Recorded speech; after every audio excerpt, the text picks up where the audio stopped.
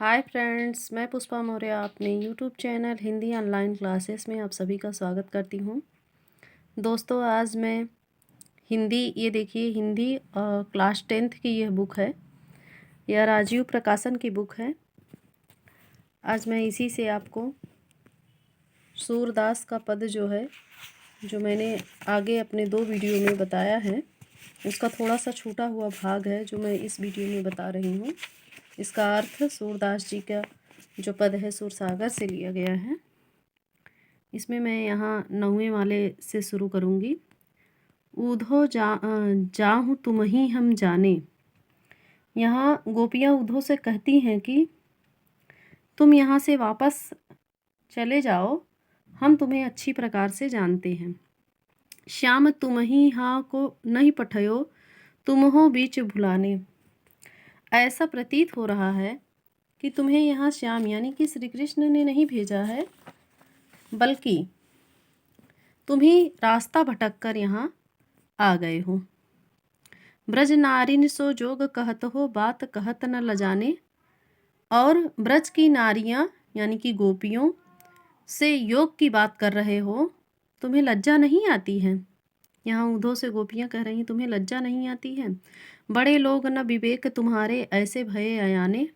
फिर कह रही हैं, तुम भले ही बुद्धिमान और ज्ञानी हो, परंतु हमें ऐसा लगता है कि तुम में विवेक नहीं है। नहीं तो तुम ऐसी अज्ञानता पूर्वक बातें हम लोगों से न करते। हमसो कही लई हम सही के जिय, गुन ले हूँ शयाने। तुम ये मन में विचार कर लो, जो हमसे कह दिया वह ब्रज में किसी और से मत कहना। हमने तो सहन कर लिया, लेकिन दूसरा कोई सहन नहीं कर पाएगा।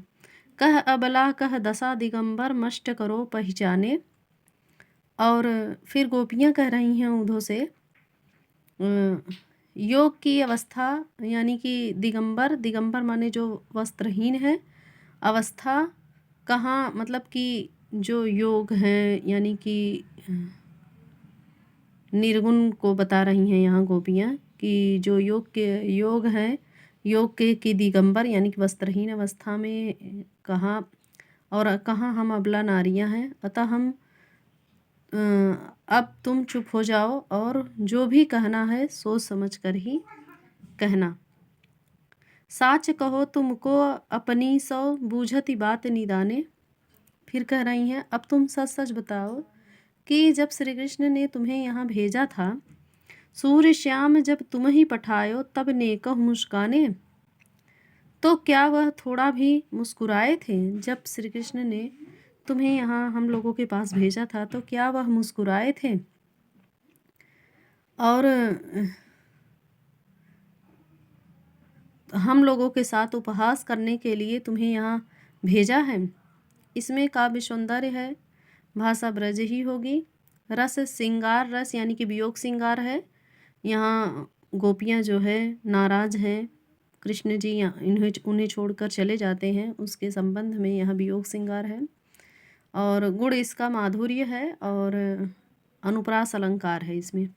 अगला देखिए, निर्गुण कौन देश को वासी। यहाँ पे गोपियाँ भ्रमर की ओर इशारा करते हुए कहती हैं कि ऊधो भ्रमर के संबंध में ऊधो को संबोधित करते हुए कहती हैं कि हे ऊधो, ये निर्गुण ब्रह्मा किस देश के निवासी हैं। मधुकर कही समुझाए सौह दे, बूझती साँच न हासी। हम तुमको शपथ दिलाकर सत्य पूछती हैं, कोई हंसी मजाक नहीं कर रही हैं। कौन है जनक, कौन है जननी, कौन नारी को दासी। अतः तुम यह बताओ कि निर्गुण के पिता कौन है और उनकी माता कौन है, और पत्नी कौन है और उनकी दासी कौन है। कैसे वरन भेष है, कैसो की ही रस्में अभिलाषी। और उनका रंग रूप कैसा है, उनकी वेशभूषा कैसी है, उसे किस रस से अधिक लगाव है। यहाँ निर्गुण की बात की जा रही है। पावगो पुण्य कियो आपनो, जो रे करेगो गाशी।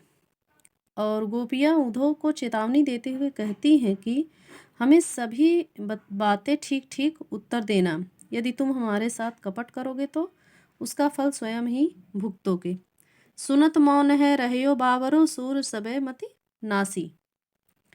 और सूरदास जी यहाँ कहते हैं कि गोपियों को इतने व्यंग्यात्मक तर्क सुनकर उद्धव ठगे हो जाते हैं। मतलब जब उद्धव से गोपियाँ यह पूछती हैं कि निर्गुण कौन है, किस देश के हैं ये, उनके माता पिता कौन हैं, तो ऐसा व्यंग्यात्मक उत्तर पूछते ही उद्धव ठगे से हो गए और उनका सारा विवेक जो है वह समाप्त हो गया।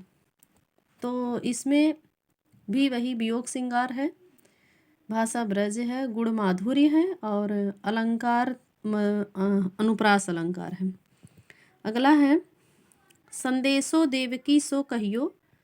यहाँ पे यशोदा जी देवकी को एक पथिक के हाथ संदेश भेजती हैं। कहती हैं कि हो तो धाई तिहारे सुत की मया करत ही रहियो। कि मैं तो तुम्हारे पुत्र की धाय माँ यानी कि पालन पोषण करने वाली माँ हूँ, पर वह मुझे मैया ही कहता है। मतलब पर वह मुझे मैया ही कहता है, भले ही मैं उसकी पालन पोषण करने वाली माँ हूँ। यद्यपि टेव तुम जानती उनकी तव मोहि कही आवे। इसलिए फिर कहती हैं कि इसलिए मेरा उनके प्रति जो वात्सल्य है, जो प्रेम है, वह स्वाभाविक है। यद्यपि आप तो उनकी सारी बातें ही जानती हैं, सारी आदतें जानती होंगी, फिर भी मेरा मन आपसे कुछ कहने को उत्कंठित है। प्रात हो तो मेरे लाल लड़ैते माखन रोटी भावे। मेरे लाडले कृष्ण को सुबह होते ही माखन रोटी खाने की आदत है। तेल उपटनो और तातो जल ताही देख भज जाते। और उपटन तेल और गर्म पानी को देखते ही श्री कृष्ण भाग जाते हैं और उन्हें यह सब पसंद नहीं है। जोई जोई मांगत सोई सोई देती क्रम क्रम करके न्याते। और इस समय वे जो भी मांगते हैं, मतलब नहलाने वक्त वो जो भी मांगते थे, मैं उन्हें ला ला कर देती थी और ऐसे वह बहल जाते थे और मैं उनका धीरे धीरे उनको स्नान करा देती थी। सूर पथिक सुन मोहि रैन दिन बढ़ियो रहत उर सोच। ये और फिर कहते हैं कि सूरदास जी की माता यशोदा के हृदय में रात दिन यही चिंता सताती रहती है कि मेरो अलग अलग लड़े तो मोहन है करत संकोच। कि उनका लाडला कृष्ण मथुरा में कुछ मांगने में संकोच तो नहीं करेगा। मतलब वो वहाँ चला गया है और उसे कोई भी चीज़ की ज़रूरत होगी तो वो संकोच करेगा।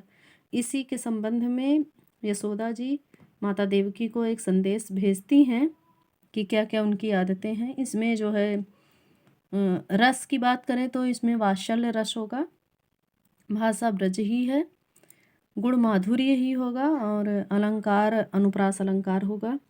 तो दोस्तों आज ये सूरदास जी का पद जो सुरसागर से है आज समाप्त हो गया है ये, और उम्मीद है कि आप सभी को पसंद आया होगा।